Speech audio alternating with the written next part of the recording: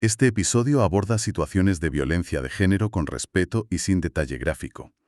Y bueno, con esto en mente damos la bienvenida a esta nueva exploración a fondo. Hoy tenemos sobre la mesa un tema vital, un tema que realmente nos obliga a mirar hacia adentro. Hola, sí, estoy totalmente convencida de que el análisis de hoy nos va a cambiar un poco la perspectiva. Es un placer estar aquí para desgranar todo esto. El placer es mío. A ver, para poner un poco de contexto, hoy vamos a sumergirnos en un caso de estudio real. Es un informe clínico y administrativo que lleva un título que ya de por sí pone los pelos de punta. Se llama El expediente que respiraba. Ostras, sí, el título es toda una declaración de intenciones, la verdad. Totalmente. Porque no es solo un montón de papeles de los servicios sociales. Es una radiografía brutal de cómo una intervención puede fallar estrepitosamente o, por el contrario, cómo puede cambiar vidas cuando se deja de lado la pura burocracia. Exacto. Cuando nos centramos en los derechos humanos reales. Y para entender esto bien, el documento nos pide que hagamos un ejercicio de imaginación, ¿sabes? Que nos situemos en el espacio físico. Ya, la barrera. Eso es. La barrera arquitectónica y también psicológica que separa a la persona del recurso que necesita. Pues a ver, imaginemos esa escena por un momento. Pensemos en una puerta completamente normal, de madera chapada con el típico pomo de metal frío desgastado por el uso. Ajá. Todo esto en un pasillo con esa luz fluorescente tan típica de cualquier edificio de la administración pública. Sí, el típico sitio donde vas a renovar el DNI o un padrón, claro. Exacto. Para cualquier persona es un trámite más, un día cualquiera. Pero para Lucía, que es la protagonista absoluta de este caso, levantar la mano y empujar esa puerta supone, un esfuerzo vital inmenso. Es que no es un cansancio físico de haber corrido una maratón. Que va. Es un agotamiento institucional crónico. O sea, el informe da un dato que a mí me dejó helado. Y es que antes de llegar a esta puerta concreta, Lucía ya había contado su historia 5 veces. Buf, 5. 5 veces. En 5 instituciones completamente diferentes. O sea, estamos hablando de 5 despachos distintos, con sus 5 salas de espera, frente a 5 profesionales diferentes que tomaban notas cada uno por su lado. Ya ves. Y empezar de cero cada vez. Claro. Es que el estudio detalla que este recorrido fragmentado, este ir de un lado a otro, es uno de los mayores fallos de diseño de nuestro sistema. Cada vez que una persona tiene que volver a relatar su trauma, el sistema la está tratando literalmente como un número de registro. Un papel más para archivar. Eso es. Procesar, archivar, derivar. Y vuelta a empezar. Fíjate que la analogía que me viene a la mente, y creo que ilustra muy bien este desgaste, es la de llevar una mochila llena de piedras. Buena imagen, sí. Claro, imagina que el sistema te obliga a llegar a un mostrador y vaciar esa mochila piedra a piedra frente a un absoluto desconocido. Totalmente. Tienes que sacar cada piedra, explicar cuánto pesa, la textura que tiene, el dolor horrible que te causa llevarla en la espalda. Todo esto mientras la otra persona está ahí tecleando en un ordenador sin mirarte. Ya. Y cuando por fin terminas de exponerte así, en carne viva, La respuesta suele ser un frío. Bueno, pues vuelva a meter las piedras en la mochila y váyase a la ventanilla del edificio de enfrente. ostras, es que es devastador. Porque lo terrible no es solo que las piedras vuelvan a la mochila, es que el coste psicológico de haberlas expuesto, de haberte vulnerabilizado sin recibir un amparo real, hace que esas piedras pesen el doble. Es que te hunden. Exacto. El caso define esto con un término muy concreto: revictimización institucional. Revictimización institucional. Es fuerte el concepto, ¿eh? Es que es el momento exacto en el que la administración, que se supone que tiene el mandato de proteger, se convierte en un agente agresor que drena la poquísima energía de supervivencia que le queda a la persona. Buf, pues nuestra misión hoy, al desgranar este informe, es precisamente entender cómo narices se puede romper esta maquinaria. Porque Lucía, con esa mochila a rastras y agotada, finalmente cruza una sexta puerta.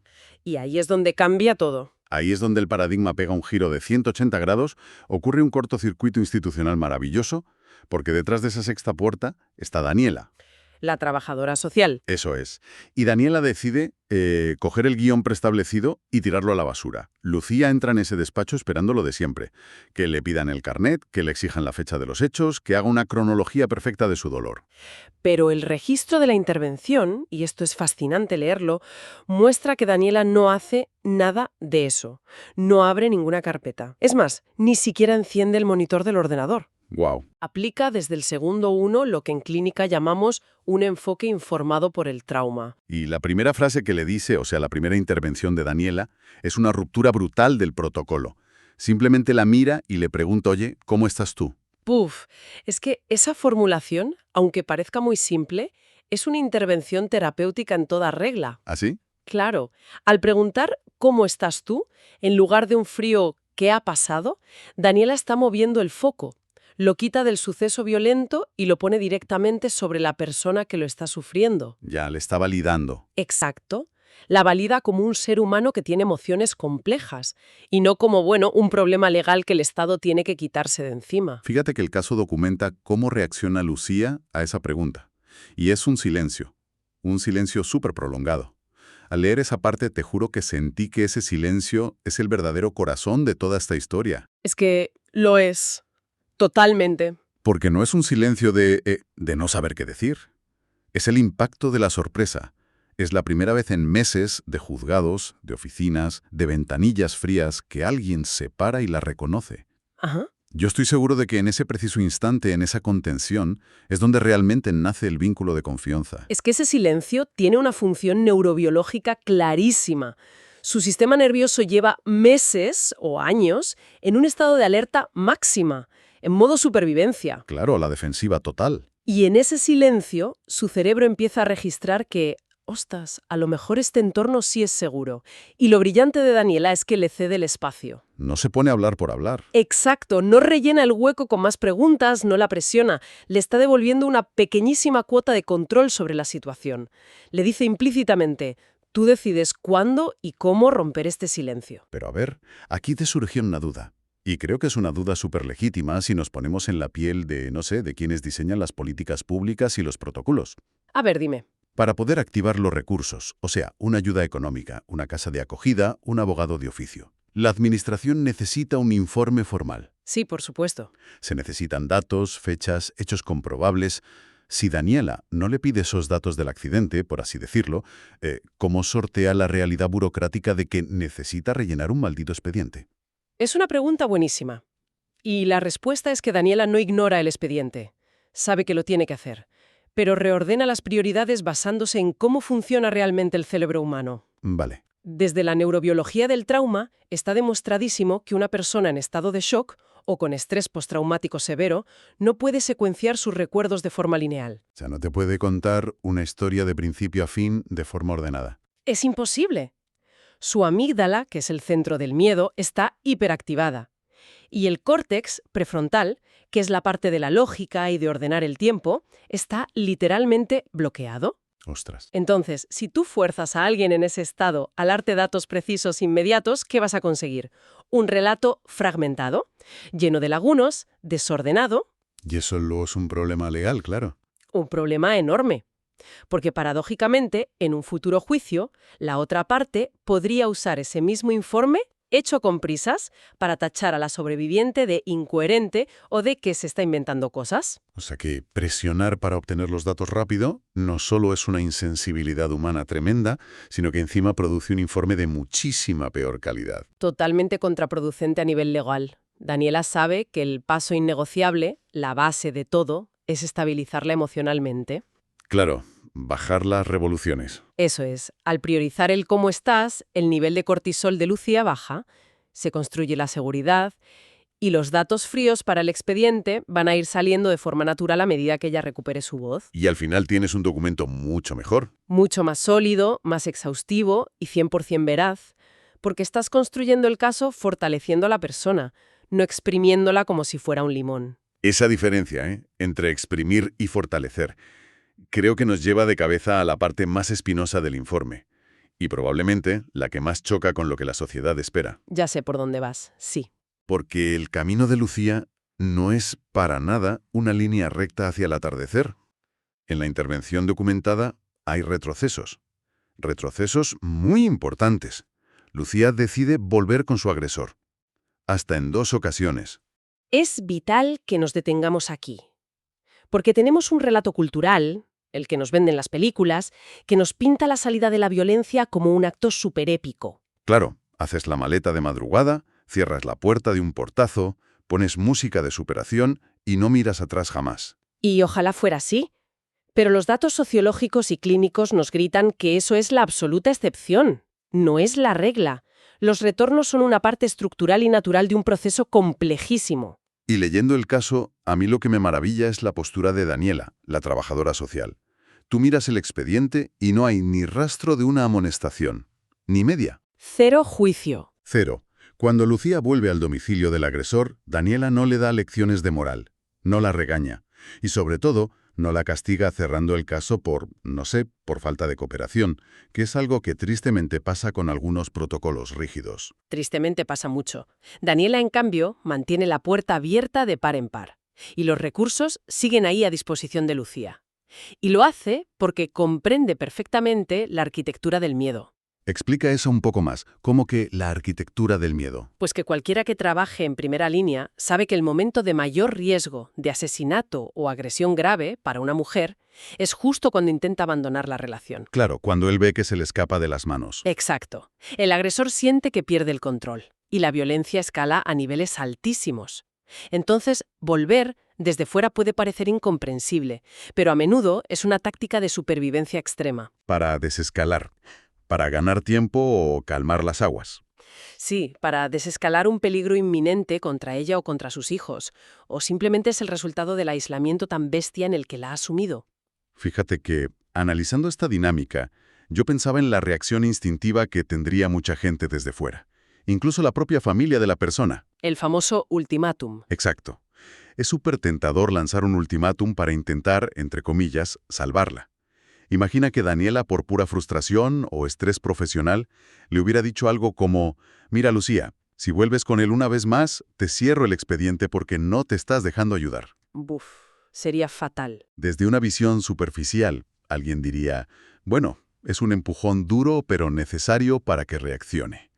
Pero claro, si aplicamos la lógica de todo lo que estamos hablando hoy, un ultimátum de este tipo es replicar punto por punto la misma técnica de control que usa el agresor. Es una reflexión ética fundamental, de verdad, porque el núcleo de la violencia de género no es que una pareja se lleve mal, es la imposición absoluta de poder, es anular la capacidad de decisión de la otra persona. Control total. Entonces, si la trabajadora social usa su posición de autoridad, de poder institucional, y utiliza la retirada de apoyo como un castigo para forzarla a tomar una decisión, está asumiendo el rol de controladora. O sea, el mensaje que recibe Lucía es: haz lo que yo considero correcto o te quedas sola en la calle. Exacto. Le está diciendo implícitamente que ella es incapaz de tomar las riendas de su propia vida y que necesita que papá Estado le dicte cada paso que tiene que dar. Y con eso, el sistema estaría hurgando en la misma herida del trauma. Claro, porque el trauma es, por definición, una pérdida abrumadora del control. Por eso, la ausencia de juicio de Daniela es una estrategia de empoderamiento brutal. Brutal, sí. Le transmite un mensaje inequívoco. Tus decisiones son tuyas, Lucía. Incluso si decides volver a esa casa, yo no me voy a ir a ninguna parte. Voy a seguir aquí, respetando tu ritmo y sin dirigirte la vida. Qué red de seguridad más increíble, incondicional. Y creo que precisamente esa red es la que permite que Lucía empiece poquito a poco a reconstruir su autoconfianza, lo cual nos lleva, por fin, al desenlace de la intervención. La tercera salida. Eso es, la tercera del que Lucía cruza la puerta de esa casa. Y me gusta mucho que el documento es súper pulcro y no romantiza absolutamente nada este momento. Cero romanticismo, es duro. No es una victoria con fuegos artificiales. Lucía da el paso acompañada de sus hijos, y lo hace sintiendo un miedo atroz, y enfrentándose a un mar de incertidumbre gigantesco. Imagínate, ¿de qué van a vivir? ¿Dónde se van a meter? ¿Qué represalias puede tomar él? Exacto. Pero si comparamos esta tercera salida, definitiva, con los, recordemos, 5 primeros intentos en otras instituciones, hay un elemento radicalmente nuevo, un componente que lo transforma todo. El informe lo repite un montón de veces. La recuperación de la agencia. La agencia. Expliquemos un momento esto de la agencia. La agencia es nuestra capacidad inalienable de actuar por voluntad propia, de tomar decisiones sobre nuestro propio destino. Durante años, la violencia le robó esa agencia a Lucía. Total. Pero es que durante sus 5 intentos previos pidiendo ayuda, la burocracia ciega también le negó esa agencia. La trataron como un sujeto pasivo que solo tenía que obedecer instrucciones y rellenar un formulario. Y ahora, en esta tercera salida, es ella quien lleva el timón. Exacto. Ella es la dueña absoluta de la decisión. Ella marca el día y ella marca la hora. Y lo fascinante, leyendo la transcripción de los hechos, es ver cómo responde el sistema cuando por fin se diseña alrededor de la agencia de la persona, y no al revés. La red interinstitucional se activa con una precisión asombrosa. Es que merece la pena detenernos en cómo operó esa red, porque rompe con cómo funciona normalmente la administración, que suele ser bastante desesperante. Ya, los famosos compartimientos estancos. Eso es. Normalmente, servicios sociales va por un lado, la fiscalía por otro, los servicios jurídicos, las casas de acogida. Tienes que ir tú llamando puerta por puerta, esperando autorizaciones. Un laberinto. Pero el caso detalla que Daniela había estado tejiendo una especie de red en la sombra. Me encanta ese concepto. Había coordinado todo previamente con el equipo jurídico, había prealertado a los servicios de acogida por si acaso y tenía la documentación casi lista para fiscalía. Pero, y aquí está la clave, la orden estricta para todos los profesionales era mantener el engranaje en pausa. O sea, con el motor encendido pero el freno de mano puesto. Exactamente. Hasta que Lucía diera la luz verde. El sistema no actuó como una cinta transportadora que te arrastra a lo loco. Actuó como un andamiaje. Eso es, un andamiaje súper sólido. Los profesionales lo construyen de manera segura alrededor de ella, pero es ella, y solo ella, quien decide en qué momento está preparada para subir al siguiente piso. Claro, Daniela tenía todo el mapa de recursos y la llave para activarlos, pero decidió entregarle las llaves a Lucía. Y esa diferencia entre rescatar con una actitud paternalista y acompañar de forma estratégica lo cambia absolutamente todo. Porque el rescate desde arriba, desde la superioridad moral, al final te genera dependencia del sistema. Exacto. Pero el acompañamiento desde el respeto puro genera empoderamiento. Lucía sale por esa puerta muerta de miedo, sí, pero con la certeza inquebrantable de que la decisión es suya. Y eso la blinda psicológicamente para el durísimo proceso judicial que se le viene encima. Al final, el expediente que respiraba es mucho más que la anécdota de un caso individual de éxito. Se convierte en un espejo crítico. Un espejo donde deberían mirarse todos los protocolos. Todos. Porque nos demuestra empíricamente que centrar la ayuda en las necesidades de la burocracia, en lugar de la persona, no solo es revictimizante, sino que es totalmente ineficaz. Si intentamos destilar todos los aprendizajes de esta lectura, vemos que todo gira sobre unos pilares muy claros. A ver, resúmelos. Pues primero, devolver el control a quien se lo han arrebatado. Segundo, entender la intervención como algo orgánico. O sea, asumiendo que habrá pasos atrás y que eso no es fracasar. Fundamental eso. Y tercero, garantizar un acompañamiento profesional que destierre el juicio moral por completo, para respetar el tiempo que la mente necesita para asimilar el trauma. Es que cuando el trabajo social y las instituciones abrazan estos principios, cuando dejan de ser simples máquinas de recoger datos y se convierten en verdaderos defensores de los derechos humanos, es cuando demuestran todo su poder. Tienen el poder de frenar el ciclo de violencia en seco, en lugar de sumar una capa más de agresión institucional. Totalmente. Y bueno, tras recorrer todo este camino, desde aquella pesadísima primera puerta hasta ver a Lucía salir adelante, hay una cuestión que se me queda resonando. Hemos visto lo súper fácil que es, incluso con toda la buena intención del mundo, caer en la trampa de presionar a alguien para que tome la decisión correcta, robándole su autonomía. Es una trampa en la que caemos mucho como sociedad. Sí. Y la pregunta que queda flotando para quien escuche esto es, ¿cómo podemos diseñar estructuras de apoyo sociales que de verdad sostengan a quienes huyen de la violencia, sin reproducir esas dinámicas de control de las que precisamente intentan escapar? Ostras, qué buena pregunta. Y si miramos la realidad diaria de las instituciones, ¿en cuántas ventanillas se sigue exigiendo vaciar esa mochila de piedras frente a un frío formulario, en lugar de simplemente preguntar, oye, ¿cómo estás? Es sin duda algo sobre lo que merece la pena reflexionar. Muchísimo. Totalmente de acuerdo. Pues con esta reflexión cerramos la inversión de hoy. Gracias por acompañarnos en este análisis. Gracias a ti. Hasta la próxima.